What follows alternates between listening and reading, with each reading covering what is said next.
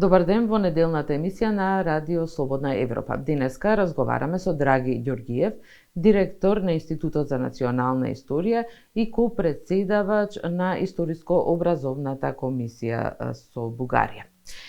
Господине Ѓоргиев, последниот состанок на комисијата го одржавте практично во исто време кога се отвораше и клубот Никола Вапцаров во Благоевград. Како отворањето на овој културен клуб, но и на бугарските културни клубови се одразува на комисијата? Да, ние состанокот го одржавме во четврток и петок, 2 дена пред отварањето на клубот во Благоевград. Нели, постоја веќе известни тензии, јавноста беше заинтересирана за тоа, медиумите пишуваа. Меѓутоа, мора да кажам дека ние воопшто не дискутираме за тоа, ниту дискутиравме на таа средба. Ние сме, многу пати сме кажале, работиме ние во еден политички контекст и сите настани во Бугарија или во Македонија кои се поврзани со историјата, со таа меморија на сеќавање, со односите кои допираат до минатото, влијаат на работата на комисијата. Така да и таа атмосфера што се создава со отварањето на клубовите, посебно овде во Македонија со отварањето на тие клубови, создава една, би рекол, атмосфера која е присутна, меѓутоа сепак не влие премногу на работата на комисијата. Кој е вашиот став за овие клубови? Се отвори дебата за историски личности на меѓу граѓаните, се манипулира дури и со чувствата на граѓаните. Кој е вашиот став? Отварањето на клубови и друштва, ако тие навистина се наменети да бидат мост преку кој ќе се пласират културата и идеи за соработка меѓу двата народи, тогаш тоа не е спорно. Меѓутоа, кога се отвараат клубови кои носат имиња на личности кои немаат ниту допирна точка со културата на таа заедница која го отвара или на заедницата каде што се отвара тој клуб, тогаш навистина тие стануваат јаболко на раздорот и причина за уште поголема тензија меѓу македонците и бугарите во конкретниот случај. Несомнено е дека отварањето на тие клубови во Македонија со тие имиња имаат поинаква позадина, имаат друга цел и сето тоа веќе е толку јасно и на јавноста и во Македонија, па и во Бугарија, така што верувам,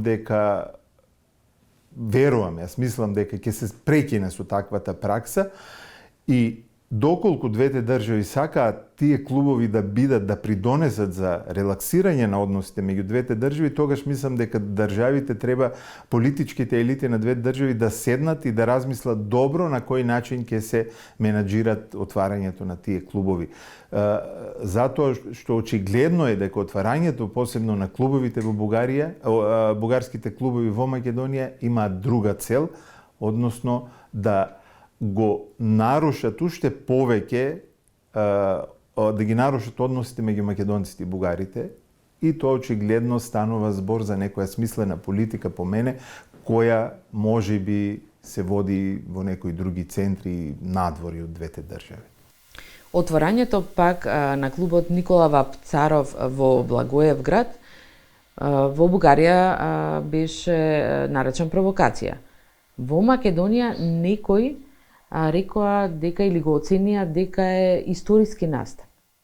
Но јас мора да кажам дека постои разлика меѓу тие клубови кои се отворени овде и македонскиот клуб што е отворен во Благоевград, затоа што за назив на тој клуб тамо е избрана личност која не е контраверзна, која е прифатена и во бугарското општество, кој важи за бугарски поет, кој пишувал на бугарски јазик, и од тој аспект апсолутно немаше никаква не постои никаква задршка, не би требало да постои во бугарското општество за називот на тој Клуб како што постои една револтираност во македонската јавност за називите на бугарските клубови.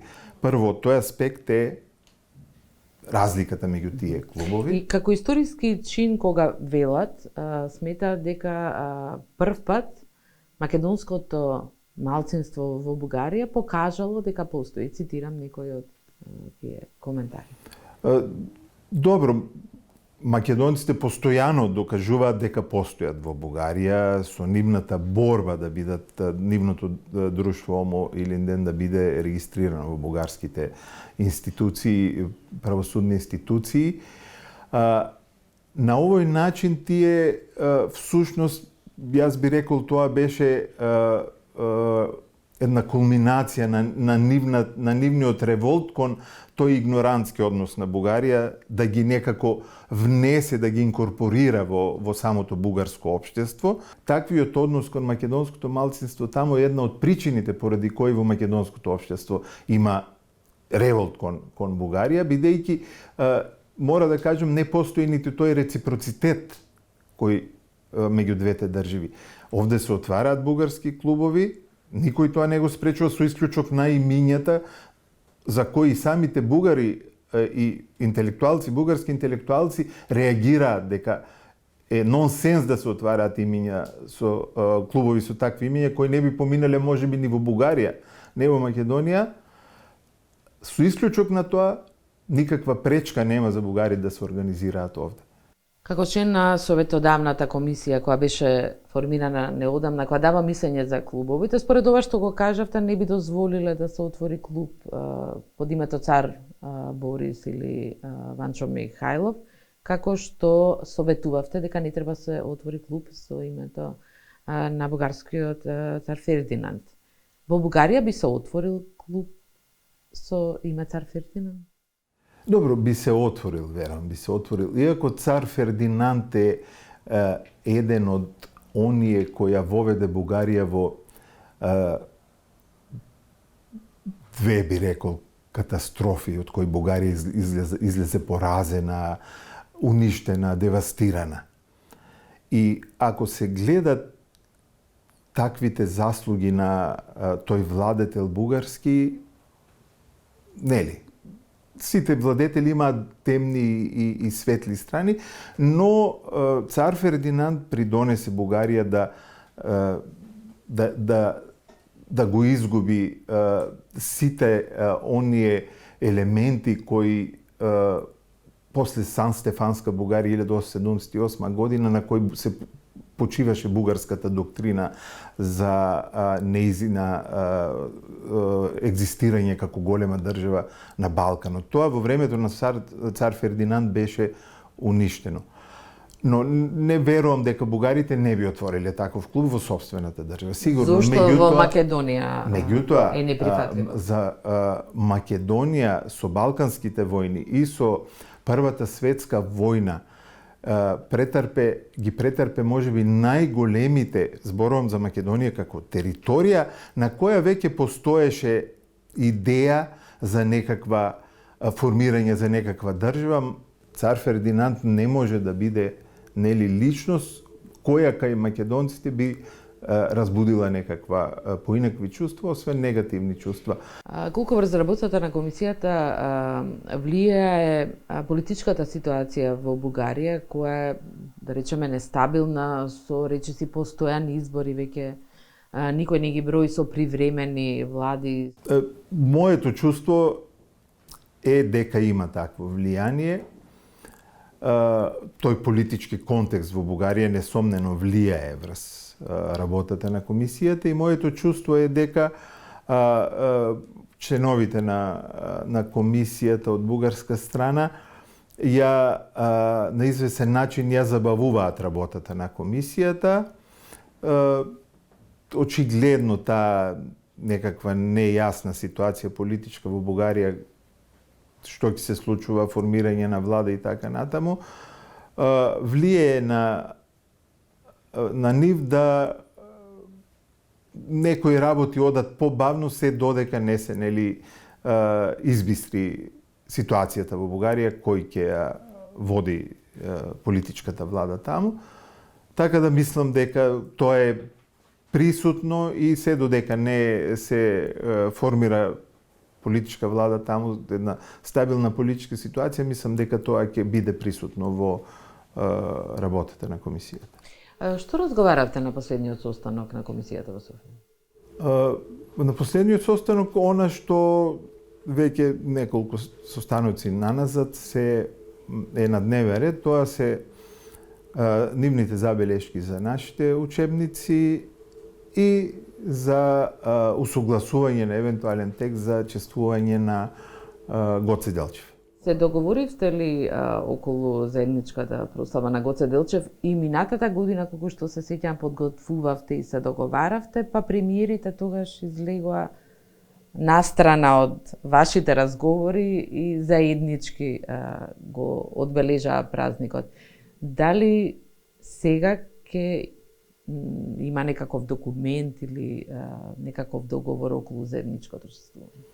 Не, се уште немаме усогласено таков текст, како што беа излегува препораките за тие 5 личности од средниот век, се уште не успеваме да усогласиме таков текст за Гоце Делчев. Една од причините е поради пристапот, би рекол, на колегите од Бугарија, кои помалку инсистираат на инсистираат на спомнувањето, би рекол, на идентитетот на Гоце Делчев, кога ние кажуваме дека во моментот тој е национален херој и за македонскиот народ, се слави овде, и за бугарскиот народ,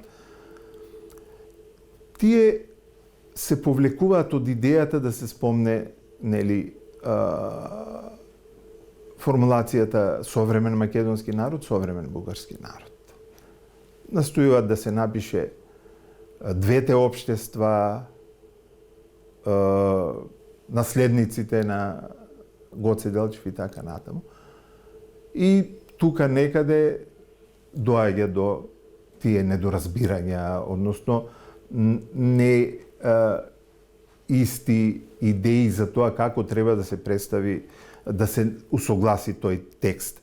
Така да, околу Гоце Делчев мислам дека ќе имаме уште многу дискусии и во однос на славењето до година е 120 години од смртта на Гоце Делчев. Политиките, владите, државите можат да направат, не знам, заедничко некакво положување цвеќиња, меѓутоа од комисијата се уште нема текст усогласен, како што има текст за другите личности. Ви благодарам, господин Георгиев, на интервјуто. Почитувани, благодарам на вниманието. Довидување.